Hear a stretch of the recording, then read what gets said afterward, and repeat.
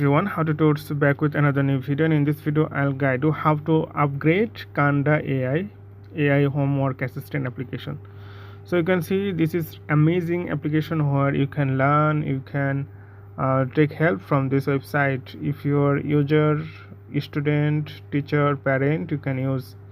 So how to upgrade, like if you type something, I'm just type something, hi.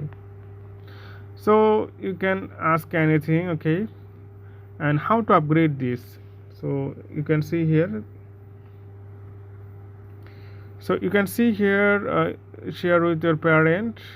It's a free trial, but 7 days free trial, so you need to add your credit and debit card, and then you can see here, after that you can purchase it. Or if you tap here, if you click this icon, you can see the history.